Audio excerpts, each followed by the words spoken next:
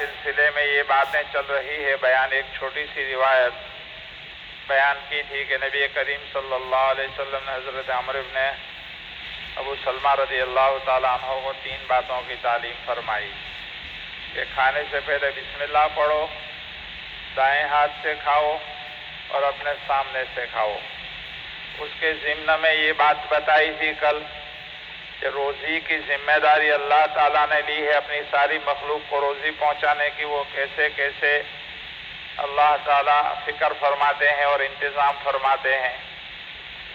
روزی کا انتظام یہ ہمارے بس کی بات نہیں، ہم اگر چاہیں بھی تو ہم نہیں کر سکتے، ہمارے بس کی بات نہیں ہے۔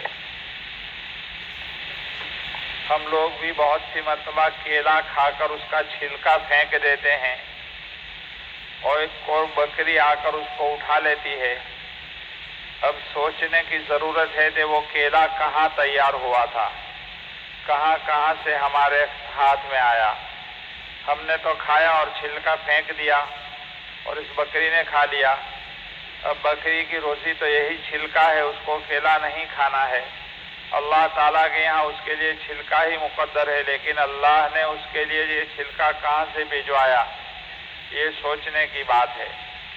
اس لیے صرف انسان ہی نہیں بلکہ اللہ تعالیٰ نے اپنی ہر مخلوق کے واسطے، چاہے وہ چھوٹی ہو یا بڑی، چونٹی ہو یا بکری، روزی کا انتظام کیا ہے۔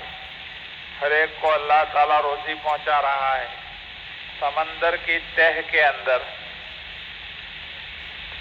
کالا پتھر اگر ہے اور اس کے نیچے چونٹی چل رہی ہے تو اللہ تعالیٰ اس کو بھی روزی پہنچا رہے ہیں، اور روزی پہنچانے کا یہ ذمہ جو اللہ نے اپنے ذمے لے رکھا ہے وہ اس کو پورا کر رہے ہیں۔ انسان اگر یہ چیز سوچے تو واقعہ یہ ہے کہ اس میں اس کے لیے بڑی عبرت کا سامان موجود ہے۔ کسی انسان کے بات نہیں کہ وہ یہ کام کر سکتے۔ سمندر کے اندر لکھوں کھا مچھلیاں ہیں، اللہ تعالیٰ سب کو روزی پہنچا رہے ہیں، اور بعض مچھلیاں تو اتنی بڑی ہوتی ہے کہ وہ نہ معلوم کتنا خوراک کھا لیتے، لیکن اللہ تعالیٰ سب کی خوراک پہنچاتے ہیں۔ حضرت سلیمان علیہ السلام کو اللہ تعالیٰ نے ایسی حکومت دی تھی کہ اس سے پہلے نہ کسی کو ملی اور نہ بعد میں کسی کو ملی۔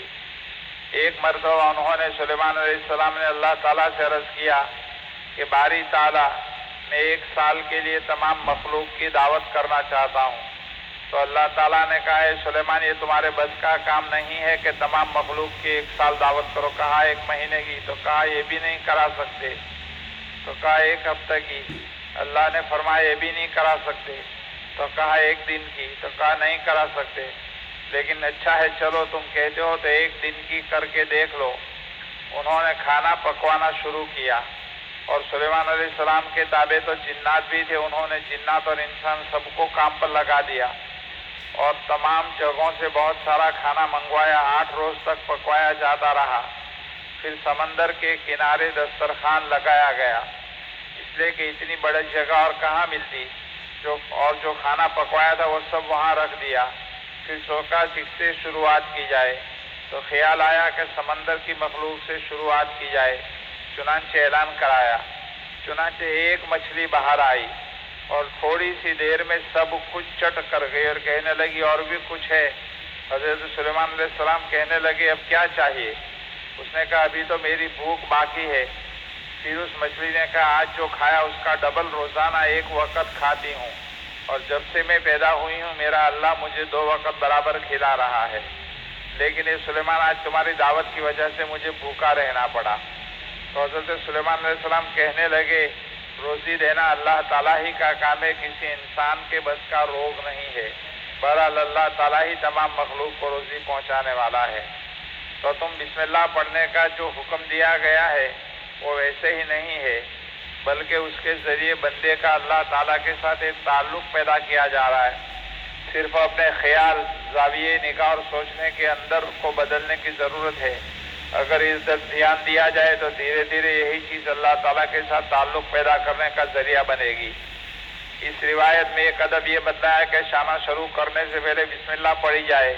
اور دیکھو حضرت عمر ابن ابو سلمہ چھوٹے بچے تھے، لیکن چھوٹا سمجھ کر آپ صلی اللہ علیہ وسلم نے اس کو چھوڑ نہیں دیا، بلکہ ان کو ہدایت دی اور آداب سکھلائے۔ تو بچہ جو چھوٹا ہوتا ہے اس کو جو باتیں تعلیم کی جاتی ہے وہ اچھی طرح ذہن نشین ہو جاتی ہے۔ اسی لیے فرمایا گیا کہ بچپن کے اندر جو تعلیم ہوتی ہے وہ پتھر کی لکیر کی طرح ہوتی ہے، مضبوط دل میں بیٹھ جاتی ہے، اور بڑے ہونے کے بعد جو تعلیم کی جاتی ہے وہ پانی کی لکیر کی طرح ہوتی ہے، ذرا دل میں مٹ جاتی ہے۔ اس لیے بچپن میں ہمارے یہاں مکاتب کا اہتمام کیا جاتا ہے، مکتب کے اندر ان ساری باتوں کا اہتمام کیا جائے۔ گھر میں ماں باپ کو بھی چاہیے کہ کھانے پینے سونے اٹھنے وضو وغیرہ کے آداب اپنی اولاد کو بچپن ہی سے سکھلاتے رہیں، اس سے بہت فرق پڑے گا۔